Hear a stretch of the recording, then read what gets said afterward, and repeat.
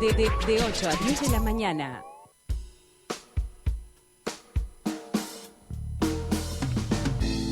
Ya son las 8:43 de la mañana y recibimos en punto de encuentro al director de la consultora Factum, Eduardo Botinelli. ¿Cómo te va, Eduardo? Bienvenido. Buen día, Mariano, ¿cómo andás? Bien, un gustazo saludarte. Buen día, Botinelli. Nano, ¿cómo estás? ¿Todo bien? Acá, preparados para el debate. Eduardo, uno en la previa al debate de anoche imaginaba que podía favorecer este tipo de instancia a Óscar Andrade, ¿no? Al senador Frente Amplista, porque estaba más acostumbrado a ese tipo de intercambios, no solamente porque lo ha hecho en televisión en la pasada elección cuando debatió con Talvi, sino que en radio ha hecho varios debates, Óscar Andrade, y está más acostumbrado a ese tipo de intercambios. En cambio, Manini está más acostumbrado a otro tipo de discurso, ¿no? Al dar entrevistas periodísticas, por ejemplo, o alguna rueda de prensa, pero no era una persona experta en debates políticos. Ahora, esto era la previa. Con el diario del lunes, después de haber visto el debate televisivo, para vos, ¿quién salió más fortalecido? ¿El senador Manini o el senador Andrade? No, yo creo que terminan ganando los dos. Lo que sí es verdad, respecto a lo que decís, digamos, es clarísimo que Andrade lo conocíamos, no solamente por el debate mediático, sino también por el debate parlamentario. O sea, es alguien que interviene en los debates parlamentarios. Obviamente es distinto el formato televisivo y demás, pero claro, la incógnita era Manini desempeñándose en ese contexto, ¿no? Y creo que desde ese punto de vista Manini termina por lo menos saliendo bien. Además que claramente, digamos, algunos conceptos, digamos, que se filtraron o incluso la propia dinámica de la militancia en las redes sociales, que no es un espejo, digamos, del conjunto, pero sí de una parte, daba a entender, sí, que previamente el gran favorito, digamos, de dominar la escena era Andrade, ¿no? Podía nadar como pez en el agua Andrade, ¿no? En ese mundo del debate televisivo. En cambio, Manini, como decíamos, está en una incógnita, había que ver en qué momento se prestaba Manini para el intercambio o no. Pero el debate se concretó y vos decís que Manini, con su postura de siempre, que prácticamente ni siquiera te mueve los brazos, salió bien parado, o sea, tuvo buena nota. Yo creo que sí, digamos, ¿no? Termina siendo, y suele pasar en los debates, salvo cuando hay, en los debates de este formato, ¿no? Salvo cuando hay algo notoriamente que sale del eje o de contexto, en general son pocas las diferencias que se pueden encontrar. Puede haber mejor o peor manejo escénico, puede haber elementos más conceptuales, manejo de información, que pueden dar más o menos solidez, más cuestiones conceptuales, es decir, en ese sentido hay variantes.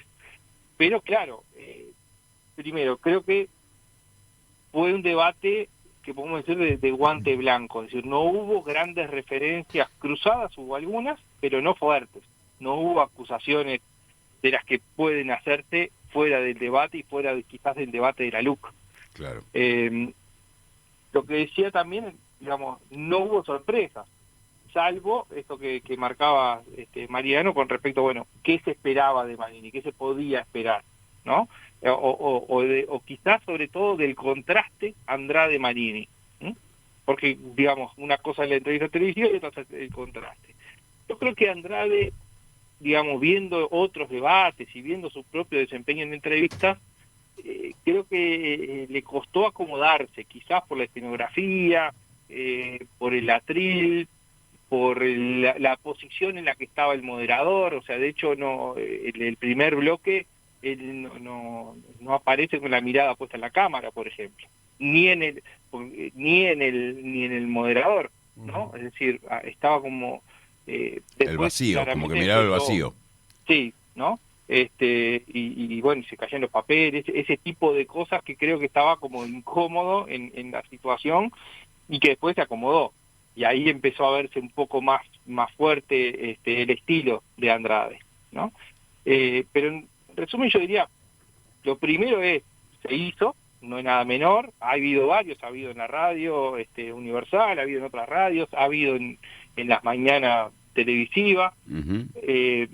ha habido en radios del interior también, pero consignó una expectativa mucho mayor, fue en horario central, fue transmitido desde el interior, pero también hacia Montevideo, o sea, generó un impacto mucho mayor que cualquier otro que se haya realizado, y terminan ganando los dos. Primero porque los pone en ese lugar, es decir, los pone en un lugar de privilegio los ubica hoy ahí, en la claro, escena pública, que no han tenido otros, ¿no?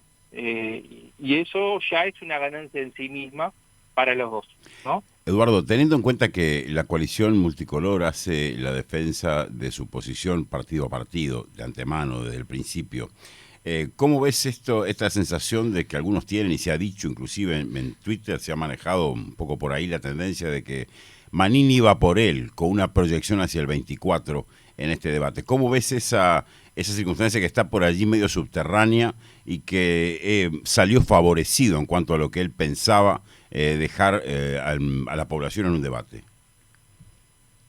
Bueno, creo que parte del juego es ¿no? Es decir, la proyección hacia 2024, digamos, es una construcción que no empieza con el debate ni termina con el debate, y no es de Manini solamente, sino del conjunto de actores políticos que aspiran a estar compitiendo en las próximas elecciones. Entonces, es claro que Manini logró un lugar mediático, de atención, de concentración, que en general tiene, ¿no?, coberturas con algunas cosas, pero hoy en un debate se posiciona en un lugar de uno contra uno, no adentro de una agenda de varios actores, sino de dos, ¿no?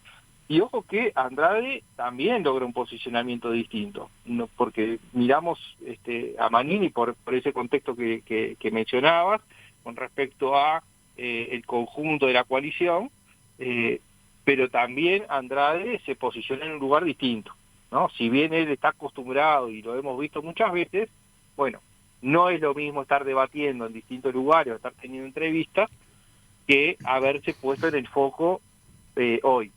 Porque así como a la coalición que tiene una estrategia con cierta coordinación, o sea, una estrategia global por parte del Partido Nacional, digamos, con los socios llevando adelante sus campañas y con cierta coordinación, también hay una comisión del sí, que no es solamente el Frente Amplio y que no es Andrade quien está nombrado por la comisión como vocero oficial, ni mucho menos, ¿no? Entonces, en los dos casos son actores que son parte de las posiciones por el sí y por el no, que son actores relevantes y que se posicionan fuertemente, pero no son voceros oficiales, ninguno de los dos. Claro.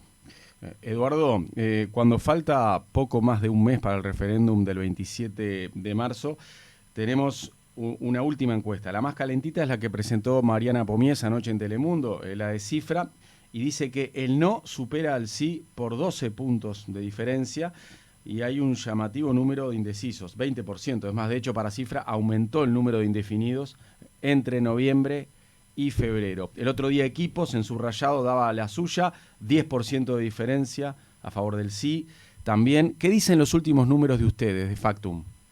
Nosotros terminamos ayer a las 8 de la noche de hacer los últimos casos. Ajá. Entonces, recién hoy vamos a empezar la etapa de procesamiento y los datos vamos a tener la semana que viene. Es decir, no tenemos lo último. El panorama general creo que es algo bastante recurrente en la comparación, digamos, de encuestas, que en nuestras encuestas en general los números de indecisos son menores que las que presentan algunos colegas. Puede ser por la forma de las preguntas, puede ser por metodología, por opciones de respuesta. Claro, ¿los vas guiando más de repente para que se la jueguen por una alternativa? Sí, y tenemos un matiz ahí que quizás, digamos, recoge de una forma distinta. Eso en realidad esto requiere un estudio de verdad, de mirar exactamente cómo fue cada uno de las encuestas. Uh-huh. Pero la diferencia está en ese entorno hoy, ¿no? 10, 12, por ahí. Capaz que a ustedes les dio un poco menos la última que hicieron. La última de noviembre nos daba 12 puntos de diferencia. 12, bueno, lo mismo. ¿No? Es lo mismo. ¿Se puede decir que ya es irreversible esa diferencia a esta altura? Bueno, ¿cuál es el punto acá? hay varios elementos que hacen que, primero, el sí tiene que superar el 50% de votos válidos. O sea, no solamente quienes están a favor de la LUC o en contra, sino también el voto en blanco, que aparece bastante minoritario porque puede jugar un rol central. Pero, volviendo al tema indecisos, y por qué es importante, es que nosotros podemos decir, bueno, hay 10, 15, 20% de indecisos. Bueno, ese es un núcleo. Ahora, hay otro porcentaje que en nuestro caso, en el caso de Factum, era mayoritario en la última encuesta, más que los indecisos puros, que son los que podemos llamar voto probable hacia una de las posturas, pero que no es firme. Entonces, si nosotros sumamos el voto dudoso, estoy hablando de los datos de noviembre, ¿no? Pero para graficarlo, y que de alguna forma termina coincidiendo con lo que se ha publicado por equipos y cifras en las últimas semanas, últimos días, es que hay cerca de un 10 o un 20%, en gran número, y ahí va el matiz, de indefinidos puros. Y hay otro conjunto que es lo que llamamos voto dudoso, que en realidad es que inicialmente se vuelcan hacia un lugar, pero no están decididos. Entonces, estamos ante un escenario de casi la tercera parte del electorado que no tiene el voto firme. Claro. Que lo puede definir en las últimas horas, además. Claro, sí, y de hecho, si hay algo que que se viene estudiando ya hace bastante tiempo, quizás uno de los hitos fundamentales fue el Brexit del Reino Unido, claro. Es de los movimientos rápidos que se dan en las nuevas sociedades a último momento, ¿no? Y eso se da además fundamentalmente cuando hay opciones binarias, es decir, cuando es pasarte de un lado para el otro. Claro. Porque aparte el efecto de que se mueva un punto es doble. Porque que se mueva un 1%. Uno gana uno y el otro pierde uno, claro. Exactamente. Claro. Entonces, en eso y pasó en el balotaje, en el último balotaje de 2019. Terminó siendo mucho más reñido de lo que se veía en las encuestas de la semana previa. Sí, ganó por 32.000 votos la calle Pou a Daniel Martínez en el balotaje. Eduardo, en cualquier elección, el voto en blanco, al ser un voto emitido, favorece a la mayoría, al que tenga más votos, en cualquier elección. Pero en este referéndum, es más explícito eso, ¿no? O sea, el voto en blanco es prácticamente como un voto para el no. O sea, hay personas que van a mantener su neutralidad hasta último momento, que no van a querer elegir a ninguno y que de repente tienen que saber que para mantener esa neutralidad deben anularlo el voto, porque si votás en blanco, está favoreciendo al no, ¿verdad? El voto en blanco se suma directamente al no. Exacto. O sea, ¿no? En otra, por ejemplo, en el balotaje no juega ningún efecto, ni el voto en blanco ni en el anulado. ¿Ah? Hay que superar el 50%, el balotaje no, en la primera vuelta. Para que no haya segunda vuelta, hay que superar el 50% del total de votantes. No importa si hay voto en blanco o anulado. Para el Parlamento, para adjudicar las bancas, se toman solamente los votos válidos, es decir, no se cuentan ni los votos en blanco ni los votos anulados. En el referéndum tienen un efecto distinto el voto anulado que el voto en blanco. El voto anulado no tiene ningún efecto, ¿bien?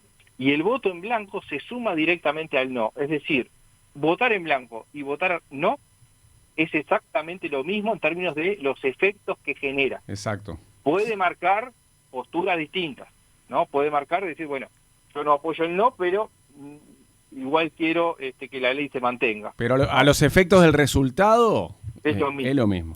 Vale lo mismo. Incluso es importante ahí marcar sobre qué es un voto en blanco y qué no es un voto en blanco, porque también al tener efectos distintos es importante la distinción. Entonces, para poner un ejemplo de estos que vemos cotidianamente, cuando se abren los sobres y los transmiten por televisión, si aparece adentro de un sobre una hoja de, no sé, una caricatura, este es un voto en blanco. Claro, no es anulado eso. Pero si esa caricatura aparece junto con una boleta del sí o del no, una papeleta del sí o del no, eso es un voto anulado. Ahí va. Es decir, para que se anule el voto tiene que haber una papeleta acompañando lo que no anula. Claro, porque también hay una falsa creencia de muchas personas que consideran que si vos pones ya un objeto raro adentro del sobre, lo estás anulando el voto y no es así. Tenés que anular papeleta. algo. Claro. Por eso tenés que poner una papeleta. Tiene que estar ahí lo que vos querés anular. Exactamente. Y esto en la elección nacional no importa, porque en realidad el efecto es el mismo, pero en este caso es importante porque el efecto es distinto. Eduardo, me gustaría una opinión tuya sobre algo que no logro discernir con claridad, y es una pregunta que te hago. Acá Mariano le preguntaba a Cayani al día siguiente del entierro de Bonomi si le merecía algún comentario la ausencia de autoridades de gobierno en ese entierro. Después han habido twitters de que en el homenaje a Aguirre no hubo presencia, que en la muerte de Larrañaga hubo menos de lo que se esperaba. ¿Esto es saludable? ¿Esto pasaba antes? ¿Es parte de una grieta un poco más oscura que la que creemos que tenemos? ¿El hecho de no acompañar el fallecimiento de alguien de la fuerza contraria? A ver, es un tema delicado, sin dudas. Se mezclan elementos personales con elementos políticos, se mezclan, en este caso puntual, también visiones distintas de la historia. Entonces, creo que no es saludable el reclamo y las ausencias, digamos, las dos cosas. En el sentido de que marcar la ausencia del otro significa también un reclamo de alguna forma hacia la institucionalidad, pero también la ausencia algo está transmitiendo, ¿no? Y creo que no es lo más saludable, sobre todo en el contexto en el que estamos, ¿no? No sé cuánto juega también, por ejemplo, este mismo referéndum, ¿no? Es decir, en tomar ciertas decisiones. Por un lado están las decisiones institucionales, por otro lado las decisiones personales no son elementos sencillos. No creo que sea bueno andar cobrándose cuentas de quién fue y quién no fue a un velorio. No creo que agregue, que sea saludable, que mejore en nada. Pero es opinable, es discutible, y cuáles son las razones también. Creo que lo mejor claramente es si sea presencial o sea por redes sociales, lo que fuera, siempre tener algún tipo de deferencia con la otra persona. Sí, sea parece lo más humano posible, ¿no?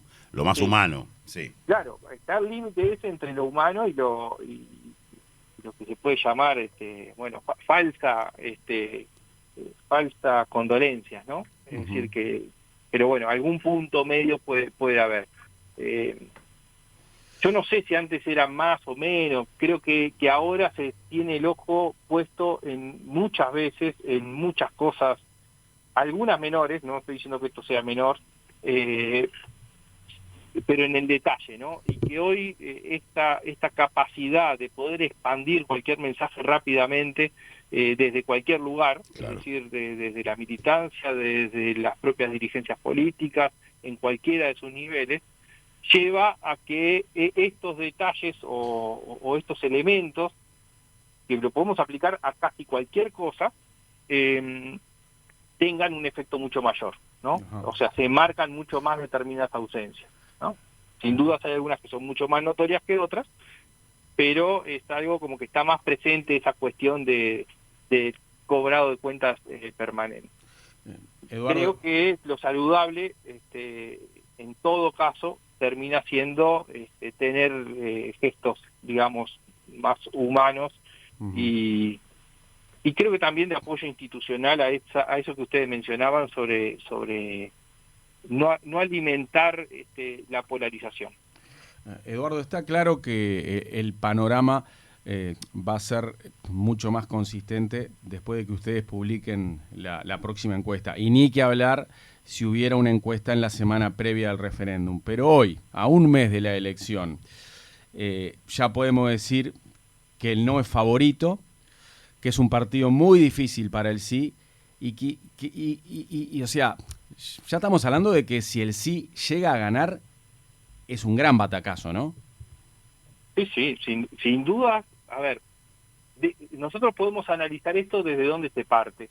Y se parte de dos lugares que no son iguales, que es o el resultado de octubre de 2019, que eso marcaría que el sí, por los apoyos que tiene, sea del movimiento social, político, andan en el entorno del 40%, y los que apoyan al no directamente, es decir, los partidos que conforman la coalición, el 54%, y eso ya es una diferencia, o podemos partir de lo que pasó en noviembre. Pero en cualquiera de los dos casos, el sí, digamos, si todos los que votaron a Daniel Martínez en noviembre de 2019 votaran el sí, así y todo, el sí necesita incluso superar esa votación para pasar el 50% de los votos válidos, suponiendo que no hay un grado de votos anulados muy alto, ¿no? Entonces, si el sí alcanza el 50%, está superando lo que votó a Daniel Martínez en noviembre del 19. Por lo tanto, efectivamente, sería un resultado muy fuerte para el sí, para la comisión, para los movimientos sociales, para el Frente Amplio, ¿no? Sí. Y sería claramente un resultado francamente negativo para el gobierno. Sí, Hay otro resultado que es que el sí supere al no, pero la ley se mantenga. Eso podría llegar a eso dar. sería una derrota con sabor a victoria para el sí. Claro, ¿no? Es decir, no es el mismo mensaje, no es el mensaje de apoyo total al gobierno, de desaprobación total al gobierno, de apoyo total al sí, pero el gobierno por lo menos logra sostener la ley habiendo perdido, mano a mano, ¿no? Suponiendo que, bueno, el voto en blanco es cierto apoyo a la ley y no un apoyo concreto al gobierno, específico y marcado. Claro, Y bueno, en ese caso, si lo leyéramos como una elección de medio camino, el Frente Amplio quedaría muy bien parado, ¿no? De cara a 2024, si sucede eso. Sería, sí, ahí va a depender cuánto vote el sí. Es decir, suponemos que no va a ser tan importante el voto en blanco, es decir, en términos porcentuales. Por lo tanto, estaríamos hablando de que siempre estamos hablando que para que el sí le gane al no, el sí tiene que votar más que lo que votó el Frente Amplio en octubre de 2019. Y el tercer escenario que ibas a poner sobre la mesa es el de la sorpresa, o sea, la derogación de la ley, de los artículos, ¿no? Bueno, al revés. Perdón, no. el triunfo del no, ahí va. El triunfo del no nítido por arriba del 50%. Ahí va, claro. ¿no? Y eso le daría una fuerza al gobierno mucho mayor. Como un aval, sí. Un aval no solamente de la ley, sino también... gestión y todo, sí. Exactamente. Que ese es hoy el escenario más probable. Por lo menos sí, aparece hoy como el más probable. Muy bien. Bueno, esperamos tu encuesta, entonces quedamos esperando. La tenés ahí, la bandeja, como los pan con grasas, salió recién. Todavía está para entrar al horno. ¿Y cuándo se difunde y dónde? Semana que viene en BTV. Bien. Perfecto. Eduardo Botinelli, director de Factum, gracias por estos minutos. Un abrazo. Un placer, Eduardo. Chau. Que pases bien. Chau. En 970 Universal, punto de encuentro. Afirma tu futuro en la ciudad de